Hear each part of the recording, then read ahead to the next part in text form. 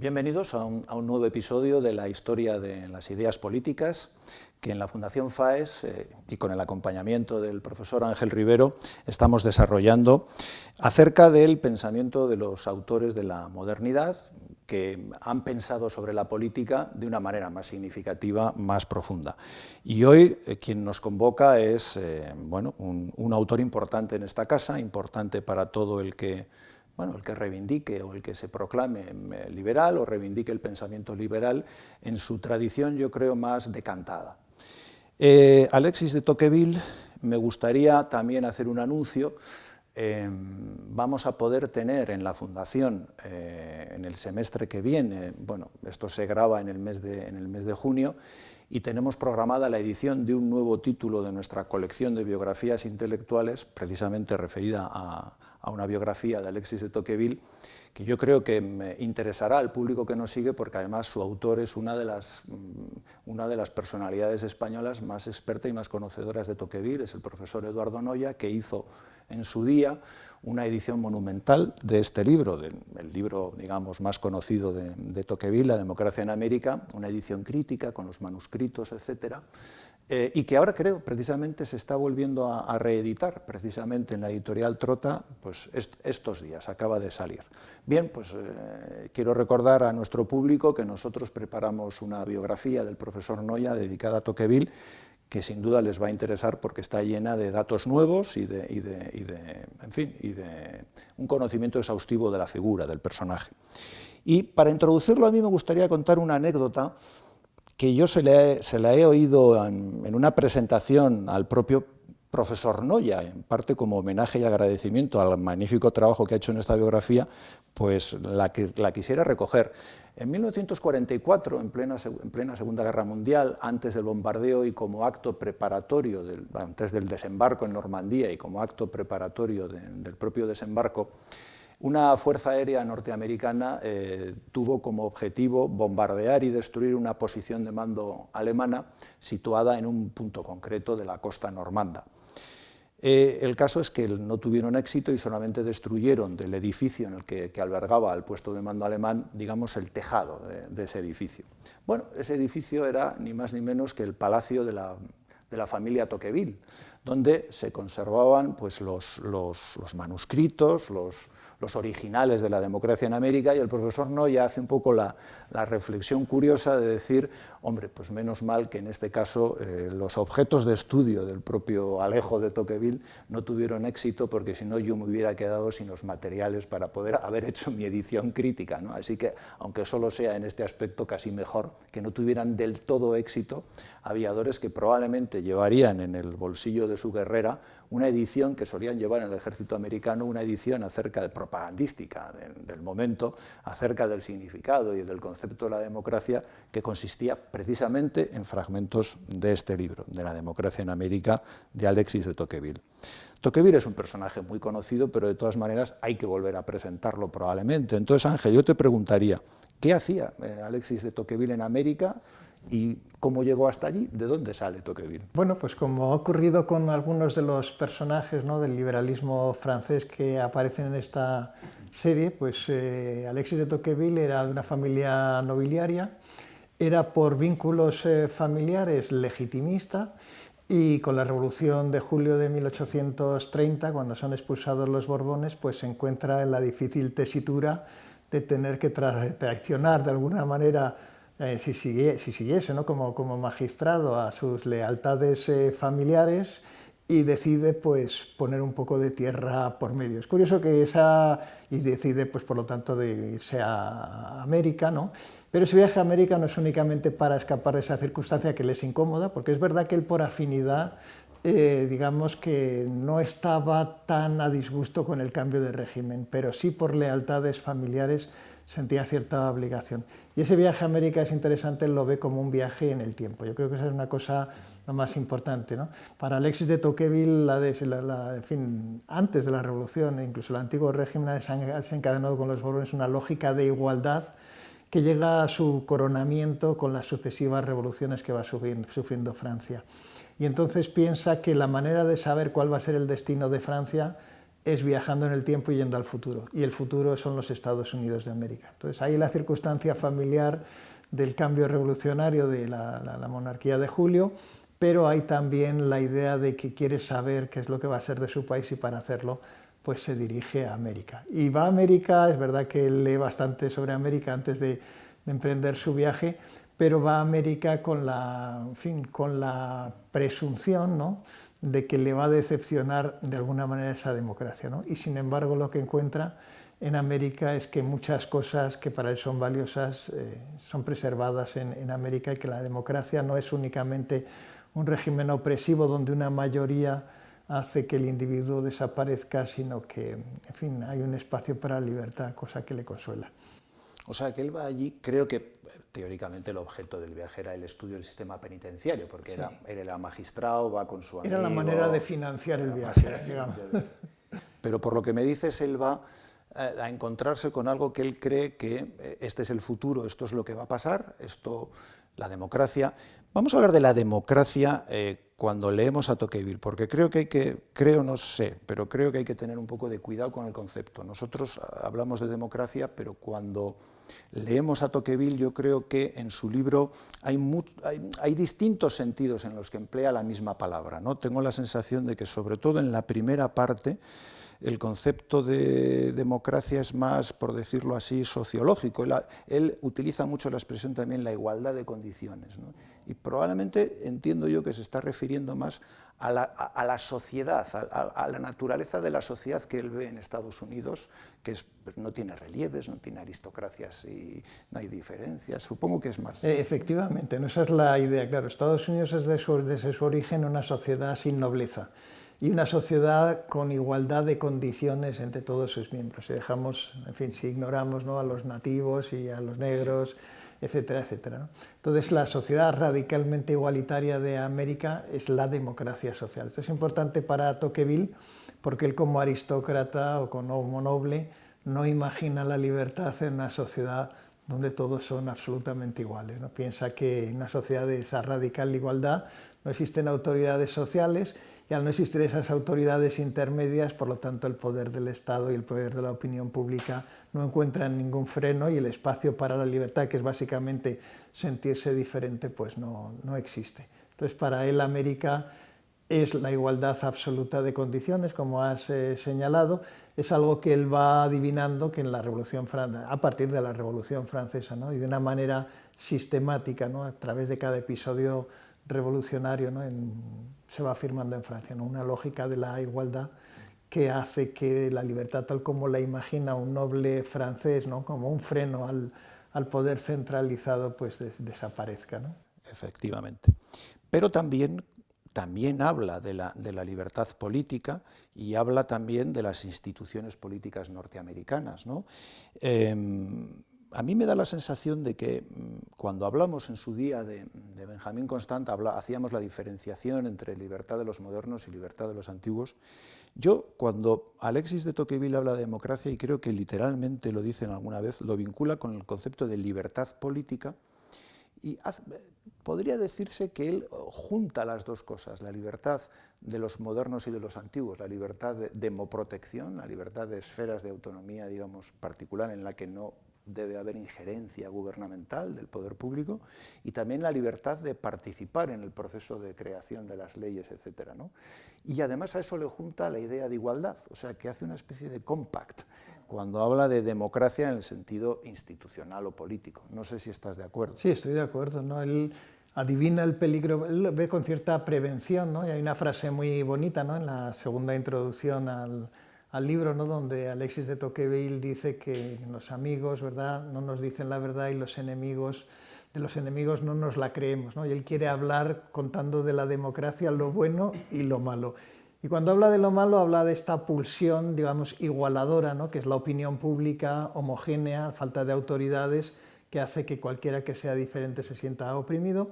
Pero la parte buena es justamente que el sistema político democrático es un sistema protector de los individuos a través de la separación de poderes, a través de la fragmentación territorial del poder político, y sobre todo a través de la libertad que ofrece, y esto es una cosa muy importante, que hace que los individuos aislados, como los imaginan en una sociedad democrática, vinculados, desvinculados, ¿no?, de pertenencias tradicionales, privatizados, ¿no?, encuentren a través de las asociaciones, y estas asociaciones tienen diversas características, la manera de crear contrapoderes que limiten el poder político. Entonces dice una frase muy interesante que también señala su pulsión nobiliaria, ¿no?, y es que los grandes hombres en una sociedad democrática son las asociaciones. Esos grandes hombres que en Francia hacían de frenos al poder absoluto de los reyes, él descubre, para la gran alegría suya, ¿no?, que esa función la están realizando las asociaciones, que son el resultado justamente de la libertad que permite el sistema político norteamericano. Eso es muy interesante. ¿Tú crees que podría hablarse de que una de las cosas que más le llama la atención y que más le dan esperanza de que la igualdad no acabe con la libertad son precisamente las asociaciones, los little platoons, un poco, ¿no? Exactamente, no. Hemos mencionado un poco esto, ¿no?, pero es curioso, él también reformula de alguna manera el lenguaje político, ¿no? Por ejemplo, habla de la tiranía de la mayoría y con esto habla de una opinión pública que no enfrenta obstáculos, ¿no? ¿Por qué no lo llama democracia, lo llama tiranía? Porque esa opinión pública es homogénea, ¿no?, es casi personal, ¿no?, y yo creo que eso es muy importante. Y en la cuestión de las asociaciones él encuentra muchos rasgos positivos. Estos little platoons son, por ejemplo, el pluralismo religioso, ¿no? Una de las cosas que más le sorprende es la vivacidad, ¿no?, el vigor de la religión en América, porque digamos que el pronóstico de Francia, ¿no?, desde la Revolución es que la modernidad es enemiga, ¿no?, de las religiones. Y él descubre en la libertad de asociación en América, por una parte, el vigor que tiene en la sociedad del futuro la religión y también cómo el pluralismo religioso es funcional a la protección de la libertad, ¿no? Esto es el resultado de las cosas más llamativas. Es verdad que él señala muchas otras asociaciones, como por ejemplo también aquellas que se creen a través de los periódicos y la fragmentación que producen, ¿no?, la idea de unos malos periódicos, ¿no?, cosa que podíamos proyectar también sobre la realidad presente española, ¿no?, la idea de que frente a los buenos periódicos de Francia, que no eran canales, ¿no?, de protección de la libertad individual, en cambio los pseudomedios, al fragmentar a la opinión pública y enfrentarla, los encontraba como instrumentos de protección de la libertad, ¿no? Y una cosa también muy interesante, ¿no?, en la manera que innova el lenguaje político, es que a este mundo de la asociación lo llama, como nosotros utilizamos ahora el término, que es sociedad civil. Porque en el pasado, ¿no?, y hemos visto en alguno de los pensadores en esta serie, nosotros teníamos el estado de naturaleza y el hombre que se unía pues formaba una sociedad civil. La sociedad política era, por definición, la vida con los otros frente al universo de seres aislados en estado de naturaleza. Y él coloca entre el estado de naturaleza, vamos a dejar de lado porque esto ya ha quedado olvidado, pero entre los individuos aislados y el Estado hay una sociedad política que se construye a través de la voluntad libre de las personas que se asocian, ¿no?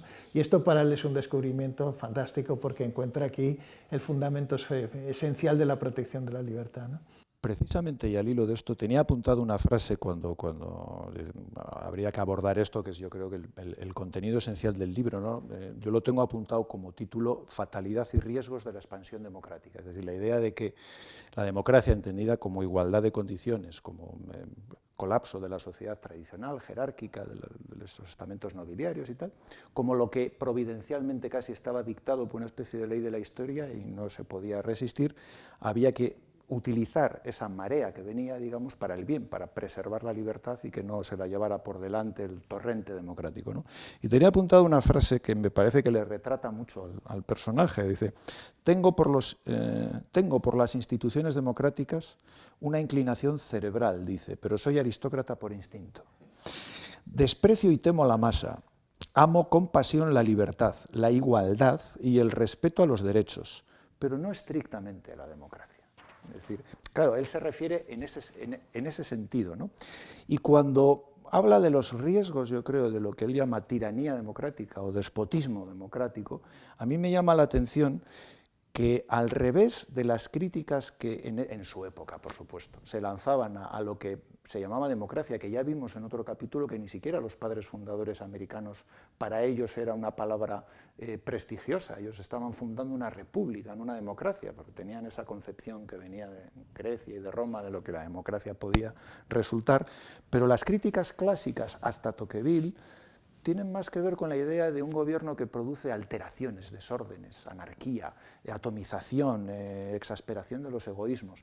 Y sin embargo, el temor de Tocqueville, y a mí eso es lo que me parece premonitorio y que lo hace muy valioso, es que podía ser un poder fabuloso y despótico. Es decir, sí. Un poco... él utiliza exactamente esa expresión, él sostiene que la sociedad democrática ha creado el mayor despotismo que se ha visto en la Tierra, porque piensa que la opinión de una masa inmensa, completamente homogénea, pues no tiene parangón con ningún otro de los poderes que hemos visto en el pasado, ¿no? Un déspota, a fin de cuentas, un déspota individual, tiene una potencia física limitada en la manera en que puede oprimir a la gente, ¿no? Y él adivina este despotismo, efectivamente él utiliza esta idea, ¿no?, de este despotismo de la multitud, ¿no?, que a través de su opinión pues, anula cualquier diferencia, y ahí aparece, pues claro, su pulsión aristocrática, ¿no? Esta pulsión aristocrática aparece muchas veces en el libro, ¿no? Él descubre, ¿no?, felizmente, que la democracia política es un freno, ¿no?, a este despotismo democrático en una sociedad igualitaria, pero no deja de comparar, ¿no?, las virtudes de una sociedad aristocrática, particularmente por la grandeza, por el arte, ¿no?, por aquellos productos excelentes que tiene, con la grosería, ¿no?, y con lo burdo, ¿no?, de una vida democrática, ¿no? Y piensa, pero de cualquier manera yo creo que esto es importante, piensa que el precio, ¿no?, de prescindir, ¿no?, de estos altos espíritus, de estos grandes desarrollos humanos que es en la sociedad aristocrática, valen la pena, porque para él, y esto es una cosa importante, la sociedad aristocrática necesariamente va a desaparecer. Hay una lógica de la igualdad que es sencillamente imparable, ¿no? Y esa lógica de la igualdad viene canalizada por la idea de que el privilegio, la sociedad del privilegio, se ha hecho intolerante para los hombres, intolerable, perdón, para los hombres, ¿no? Y por lo tanto la igualdad, la lógica de igualdad se impondrá en cualquier sociedad moderna. Esto es. O sea que yo creo que se podría esquematizar, y para rematar también, y para no dejar de mencionar, yo creo, a la otra gran obra, aunque a mí me encantan los recuerdos de la Revolución del 48, pero bueno, la otra gran obra inacabada, pero de tanta talla, quizá, como la democracia en América, el antiguo régimen y la Revolución.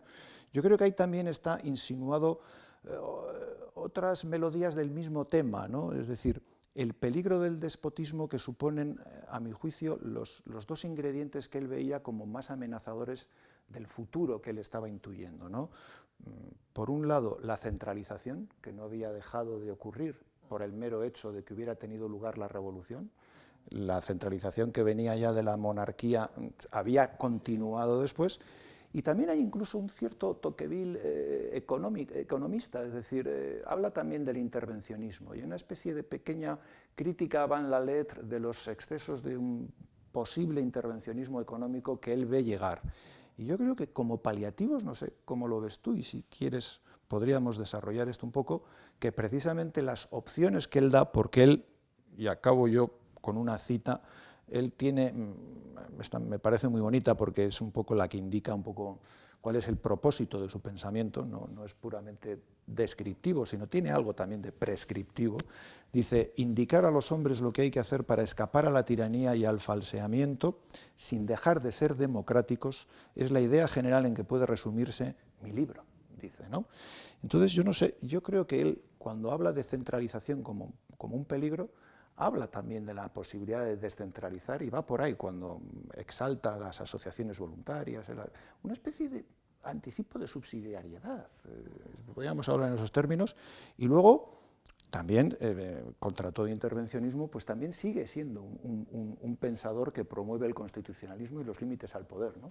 ¿Cómo ves un poco la parte esa propositiva? Bueno, yo creo que el libro La democracia en América tiene un espíritu positivo. Es verdad, muy positivo en relación a, en fin, él encuentra, ¿no?, en ese viaje en el tiempo, encuentra que el futuro, hay libertad en el futuro, esa es la idea importante, ¿no? Exacto. Sin embargo, es gracioso que el libro se leyó de una manera equivocada. Algunos lo vio como una crítica radical a la democracia, o sea, que no entendieron esta idea de que él era amigo y Hablaba por los amigos y por los enemigos. complicado. Un poco complicado, o sea, que hubo este lenguaje ambiguo. Pero este otro gran libro que has mencionado, ¿no? El antiguo régimen y la revolución, ya el tono es más pesimista, porque allá ahí el foco ya no se dirige a la sociedad del futuro Estados Unidos pensando que Francia va a alcanzar aquello, sino que ya empieza a aparecer la idea, ¿no?, de que Francia no va a seguir necesariamente ese curso. Porque digamos que la historia de Francia desde los Borbones del antiguo régimen es la historia de la centralización y de la desaparición de todos los mesogobiernos, no solamente de la nobleza, ¿no?, sino también de los poderes regionales. Y ahí, claro, él tiene una teoría interesante que se puede contrastar radicalmente con la de Edmond Burke en relación a la Revolución Francesa, donde la Revolución Francesa no es una cesura, sino que es la consecuencia lógica del proceso de centralización que ha realizado la monarquía absoluta de Francia. Y en ese proceso él solamente ve que aparece la lógica de la igualdad. Se ha igualado todo el país a través de la centralización y lo único que quedaba desigual era la monarquía, que ha sido cortada a la cabeza y por lo tanto la revolución ha concluido la obra que la propia monarquía había puesto en marcha. Y entonces ya empieza ahí a tener sus dudas sobre si esta otra fuente de la modernidad, que es la ansia de libertad, aparecerá o no aparecerá en Francia. Ya luego los recuerdos de la revolución, todavía más negativo, porque él solamente ve en los movimientos de Francia la lógica de la igualdad, una lógica donde el espacio para el desarrollo de esa libertad que él había encontrado en América le va pareciendo cada vez menos posible, ¿no? Y no hemos citado algo que cuando era un pensador menos estudiado y menos divulgado, siempre se solía recurrir a la frase de que cuando murió pues dejó, una de las últimas frases es: veo dos gigantes en el horizonte, Estados Unidos y Rusia, una especie de vaticinio, de profecía de que en el siglo siguiente el mundo, la hegemonía política del mundo iba a estar repartida entre esas dos grandes. Eso era una frase que se repetía mucho en la época de la Guerra Fría, porque parecía que Tocqueville había sido una especie de profeta, de visionario anticipador, ¿no? Pero después yo creo que es un pensador tan rico y con un pensamiento tan ajustado y tan preciso, que parece que muchos de nuestros dilemas actuales los intuyó ya en su día.